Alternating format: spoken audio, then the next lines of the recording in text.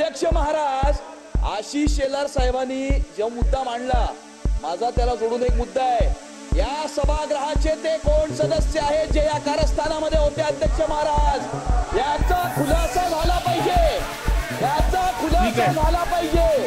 ठीक आहे, बसून घ्या. कारखान्यावरती मीटिंग झाल्या, कुणाच्या कारखान्यावरती मीटिंग झाल्या, या सभागृहाचे कोण सदस्य आहेत त्यांना अटक करा अध्यक्ष महाराज. या सन्मान्य सदस्य जरांगेंच्या आंदोलनाची SIT चौकशी करा. विधानसभा अध्यक्षांचे आदेश.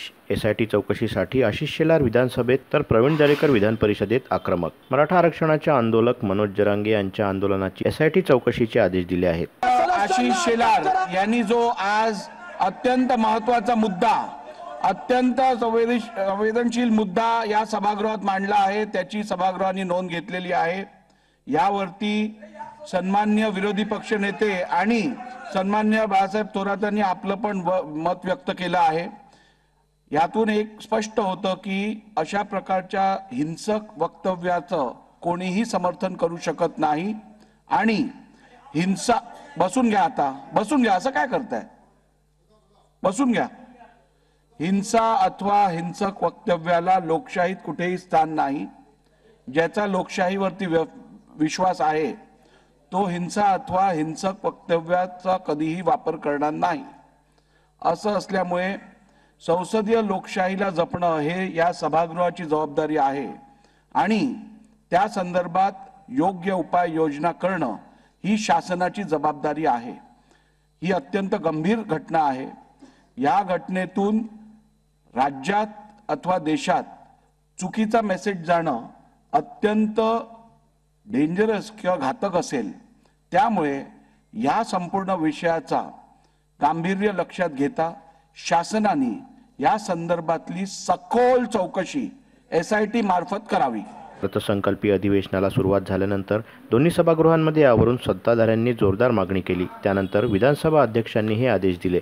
मराठा आरक्षणाचे आंदोलक मनोज जरांगे यांनी 2 दिवसापूर्वी आक्रमक होऊन गृहमंत्री देवेंद्र फडणवीस यांच्यावर कठोर शब्दात टीका केली होती. महाराष्ट्राला बेचिराग करण्यापासून वाचवलं असे शब्द वापरले होते. यावरून अर्थसंकल्पीय अधिवेशनाच्या पहिल्या दिवशी सरकारच्या बाजूनं आमदार आक्रमक झाले. त्यामुळे जरांगेंच्या या विधानामागे कोण आहे याची SIT चौकशी करावी अशी मागणी विधानसभेत आमदार आशिष शेलार यांनी तर विधान परिषदेत प्रवीण दरेकर यांनी केली. तसेच विरोधी पक्षनेते विजय वडेट्टीवार यांनी देखील SIT चौकशीची मागणी केली. महाराष्ट्र बेचिराग करण्याचं कोणी ठरवलं? ही केवळ धमकी आहे का? यामागची भूमिका काय? यामध्ये संशय आहे का? यात कोणी कटकारस्थान केलं? जरांगेंच्या भूमिकेमुळे मराठा समाजाची बदनामी होत असल्याचंही त्यांनी म्हटलं. तसेच ज्या पद्धतीची भाषा उपमुख्यमंत्री देवेंद्र फडणवीसांविरोधात वापरली आहे, यामध्ये तुला निपटून टाकू अशी भाषा जरांगेंनी वापरली. तसेच तुम्हाला शेवटची संधी देतो असंही म्हणाले. हे काय चाललं आहे असा सवाल करत जरांगेंच्या मागून कोण बोलतंय याची SIT चौकशी झाली पाहिजे अशी मागणी शेलार यांनी केली. फडणवीसांना, भुजबळांना अशा धमक्या कोण देतंय? अशा भाषेत विधान परिषदेत प्रवीण दरेकर हे देखील जरांगेंच्या विधानावरून आक्रमक झाले.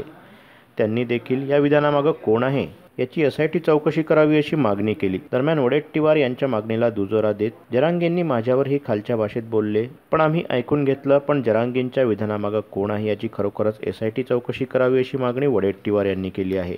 यावरून आता जरांगेंना घरात येऊन भेटणारे नेते कोण? देवेंद्र फडणवीसाचा रोष कोणाकडे? असे प्रश्न उपस्थित झाले आहेत.